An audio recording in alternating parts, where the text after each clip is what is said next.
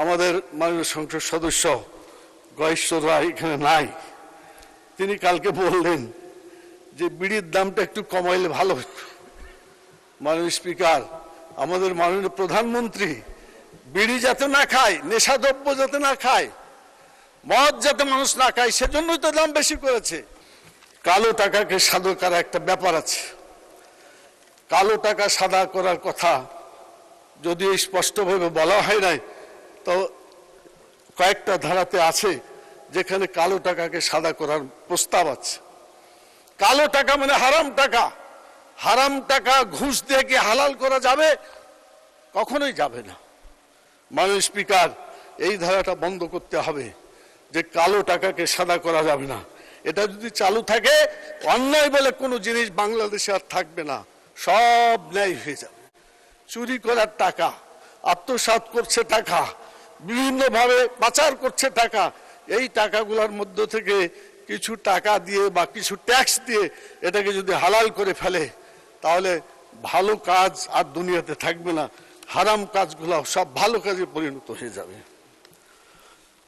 মদ এবং বিড়ির কথা বলা হয়েছে। আমাদের মাননীয় সংসদ সদস্য গয়েশ্বর রায় এখানে নাই। তিনি কালকে বললেন যে বিড়ির দামটা একটু কমাইলে ভালো হতো। মাননীয় স্পিকার, আমাদের মাননীয় প্রধানমন্ত্রী বিড়ি যাতে না খায়, নেশাদ্রব্য যাতে না খায়, মদ যাতে মানুষ না খায়, সেজন্যই তো দাম বেশি করেছে। এজন্য তাকে ধন্যবাদ আমরা জানাই। আমরা আরো ধন্যবাদ জানাতাম যদি আল্লাহর ভাষায়, যেখানে আল্লাহ বলেছেন যে মদকে আল্লাহ হারাম করেছেন, আল্লাহর আয়াত দিয়ে মদকে হারাম ঘোষণা করা হতো, সবচাইতে আমরা বেশি খুশি হতাম মানুষ। এই জন্য উনি বিড়ির কথা কমাইতে বললেন কেন আমি বুঝলাম না।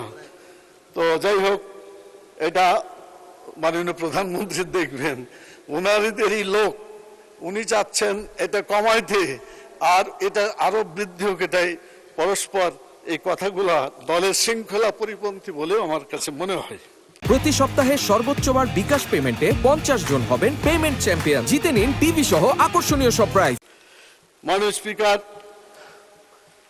এরপরে এখানে মদিনার ইসলামের কথা বলেছিলেন আমাদের উপনেতা, আমাদের ফখরুল ইসলাম আলমগীর, মাননীয় মন্ত্রী এবং মাননীয় সদস্য। কিন্তু আরো অনেকে বলেছেন, আন্দালিপ্ত প্রাপ্ত মাননীয় সদস্য অনেক ভালো কথা বলছেন কালকে জাকাতের ব্যাপারে, ওনাকে আমি ধন্যবাদ জানাই। তো যাই হোক, উনি বলছিলেন মদিনার ইসলাম। তো মদিনার ইসলামে কি সুদ আছে? মাননীয় স্পিকার, কোন এমপি বলতে পারবেন মদিনায় সুদ ছিল? মদিনার ইসলাম বলে সুদকে বন্ধ করতে হবে। মদিনার বাজেটে জাকাত ছিল, জাকাত চালু করতে হবে। এবং এই জাকাতের অনেকগুলা খাত, যেটা বলতে যেও বলার সুযোগ পেলাম না, একটু বলে যাই মাননীয় স্পিকার, কয়েক মিনিট আছে। সেটা হলো যে জাকাত থেকে ওসর আছে। এই ওসর জমির ফসল যেদিন মাড়াই করা হয় সেদিন ওই ওসরটা বের করতে হয় মাননীয় স্পিকার। এরপরে সোনা দানা যত আছে, এছাড়া খনিজ দ্রব্য এবং আরো অনেক জিনিস আছে। মানুষের পানিশমেন্ট হলে তার কাফফারা করা হয়, সেখানেও অর্থনৈতিক বিষয় জড়িত আছে। এভাবে ইসলামের অর্থনীতি অনেক সমৃদ্ধ। যদি আমরা এই জাকাত, এই মিনিস্ট্রি একটা চালু করতে পারি, সম্ভবত ইয়েমেনে মিনিস্ট্রি অফ জাকাত এবং আওকাফ, এই মিনিস্ট্রি চালু আছে। আমি দাবি করব বাংলাদেশেও একটা জাকাত মিনিস্ট্রি চালু করে বাংলাদেশের শরীয়ত ভিত্তিক জাকাত কালেকশন করা এবং সেভাবেই বন্টন করা, যেটা একটা ওলামা কমিটি দ্বারা পরিচালিত হতে পারে। মাননীয় স্পিকার।